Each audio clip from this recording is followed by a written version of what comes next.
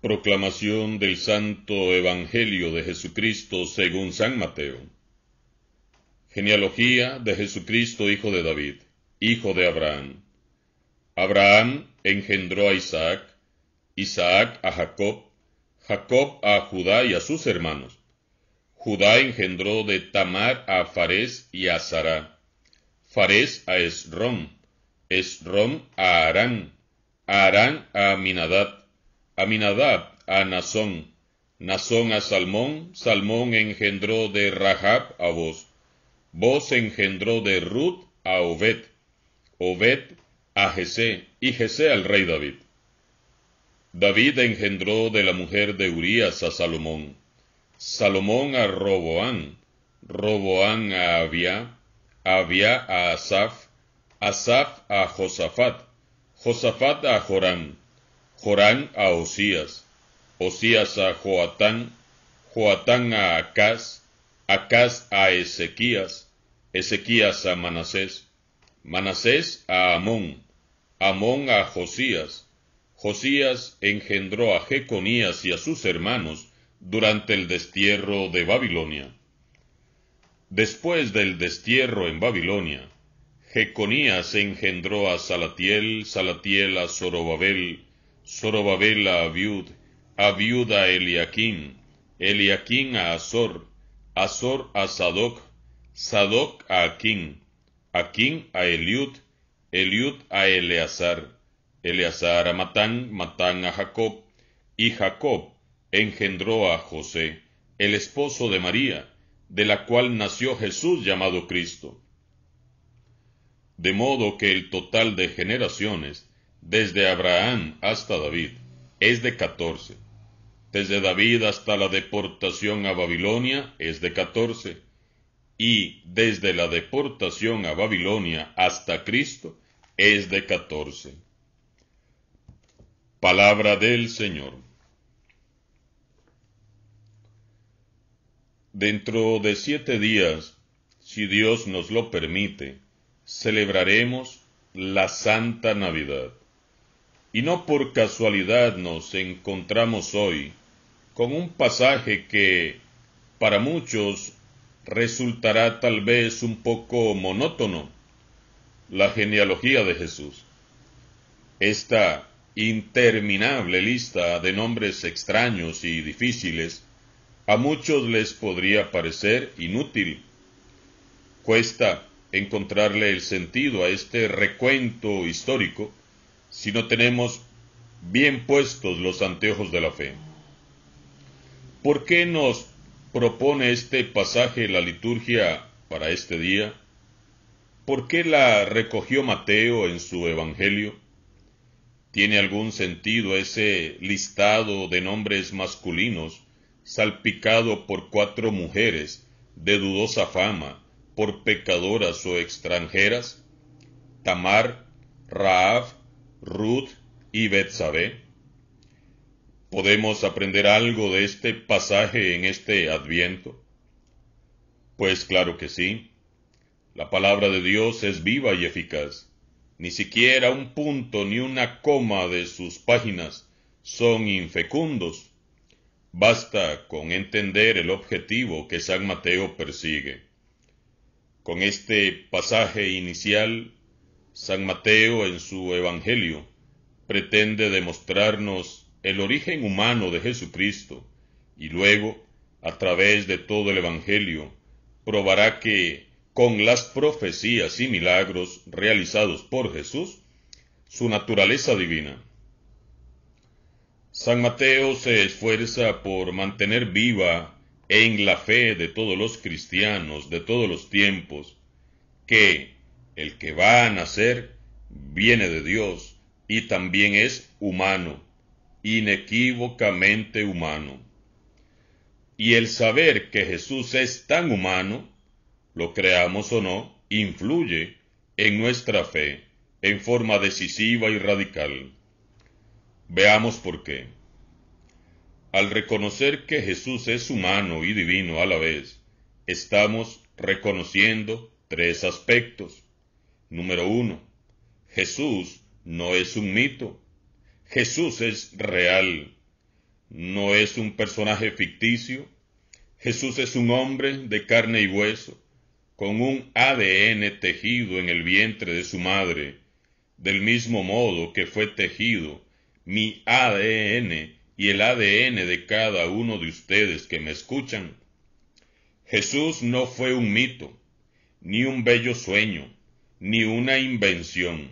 Su nombre, Yeshua ben Yosef, Jesús el hijo de José, o Yeshua Nazarayá, Jesús de Nazaret, indican un parentesco, un origen. Jesús nació en el seno de una familia, y sus padres le vieron crecer y madurar. Tuvo nombre y apellidos, lo vieron y conocieron sus contemporáneos, sus vecinos y amigos. Jesús tuvo una patria, un pueblo, un barrio, un papá adoptivo que era carpintero, una madre, cuyo nombre es María, y tuvo hermanos y hermanas, que como ya todos sabemos y entendemos, era el término arameo que se empleaba para identificar a los demás parientes más cercanos, primos, primas, tíos, tías. Comprobamos entonces con gran alegría que Jesús es real, no es una leyenda, no es un personaje de la mitología. Con frecuencia muchos niegan la existencia real de Jesús. Pues yo hoy les digo, respaldado en la veracidad de la palabra de Dios, que Jesús es real. Nunca lo duden. Jesús tuvo una patria y una familia. Caminó por esta tierra y respiró del mismo modo que hoy respiramos nosotros. Contempló la belleza de los lirios y admiró el vuelo de los pájaros del cielo. Se divirtió jugando como un niño y tuvo amigos. Le gustaban las fiestas familiares, pues lo hallamos con su madre y sus amigos en las bodas de Caná. Le gustaban los banquetes, tanto que hasta lo tacharon de comilón y borracho.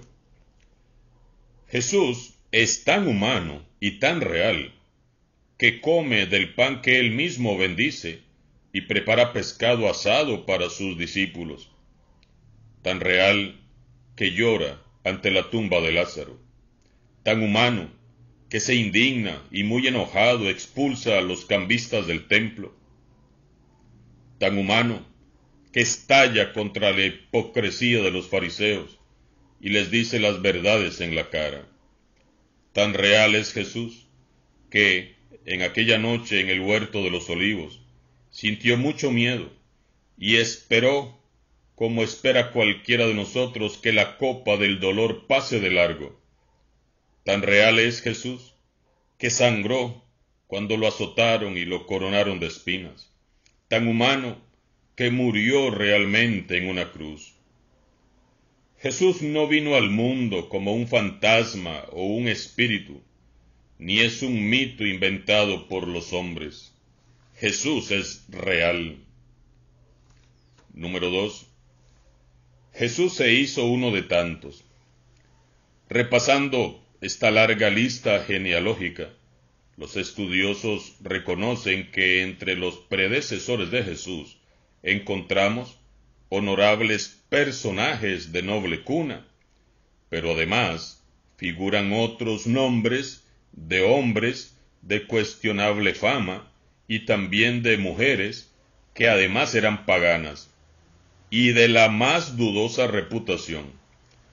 Las tatarabuelas u bisabuelas de Jesús no fueron precisamente unos santos. Rahab era una prostituta de Jericó. El abuelo, Jacob, era un pillo descarado y sinvergüenza.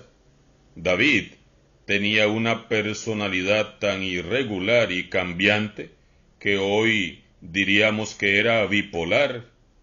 Un día escribía salmos y caía en éxtasis ante la presencia de Dios, y al día siguiente seducía a la esposa de su capitán para luego caer en depresión. Ruth era pagana. Sin embargo, díganme, ¿Borró Jesús sus nombres de su árbol genealógico? Absolutamente no. ¿Y por qué no? Si Él es santo, si Él es perfecto Dios, ¿por qué habría de mezclar su nombre con el de estas gentes? ¿Saben por qué no lo hizo?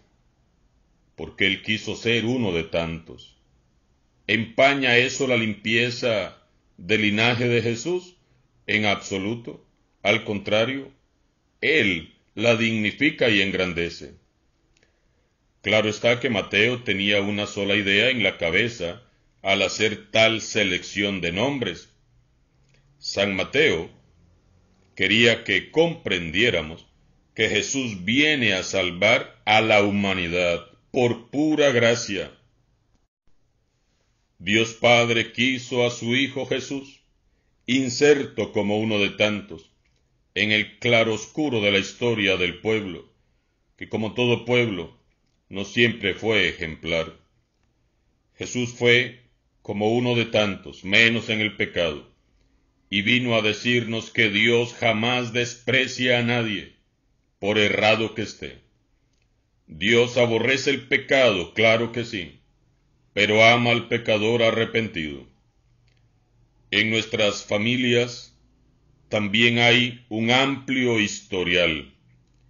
Casi en todas las familias, incluida la mía, hay alguien con antecedentes penales.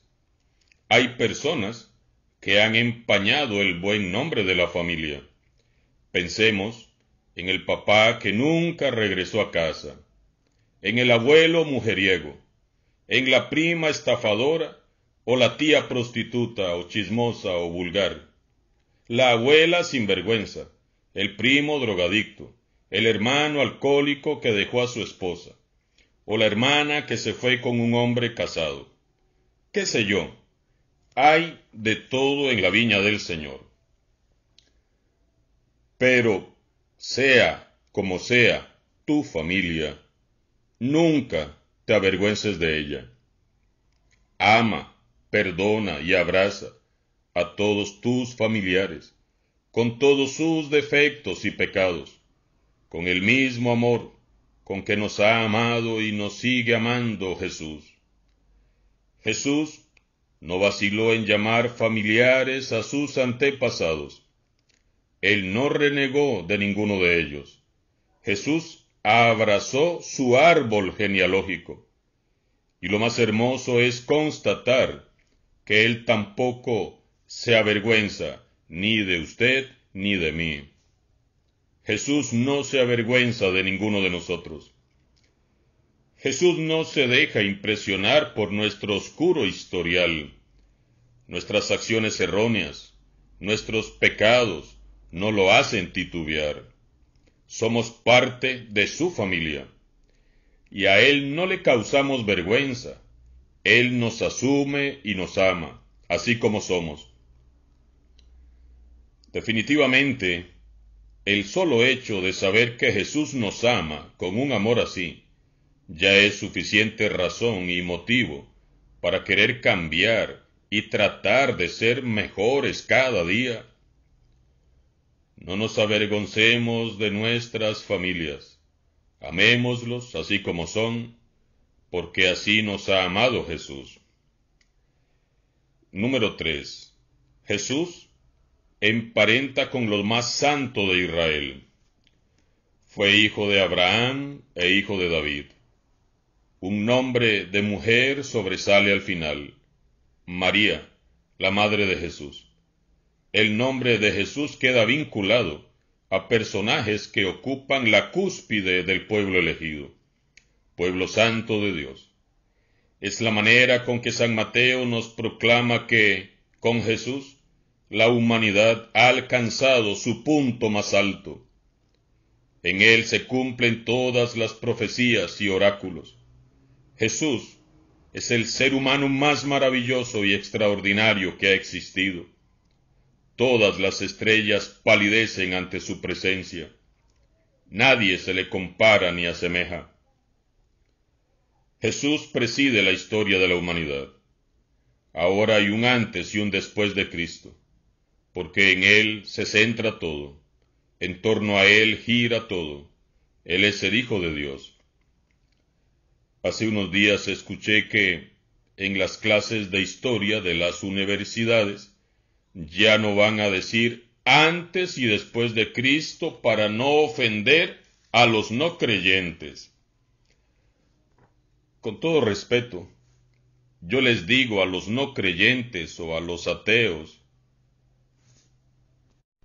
y a los creyentes también, que definitivamente hay un antes y un después de Jesucristo, claro que lo hay. Jesucristo vino a ser el parteaguas de esta historia, nuestra historia. Y quien se encuentra de frente a la persona de Jesucristo, reconoce que hay un antes y un después definitivamente. Cuando miramos a Dios, vemos al hombre, y cuando miramos al hombre, vemos a Dios que se ha encarnado. Jesús no es un hombre semejante a un Dios, ni un Dios semejante a un hombre. Jesús es Dios y hombre, lo suficientemente humano y cercano como para tocarle, para mirarle y amarle con todo el corazón, lo suficientemente poderoso y fuerte como para confiar a ciegas en Él. Jesús no es un Mesías que bajó al mundo en paracaídas, sino que es el Hijo de Dios que por amor y por gracia se enraizó en nuestra historia humana. Un Salvador irresistiblemente encontrado por millones de almas. Un Dios y hombre que en esta Navidad viene a encontrarse contigo. Alabado sea Jesucristo, sea por siempre bendito y alabado.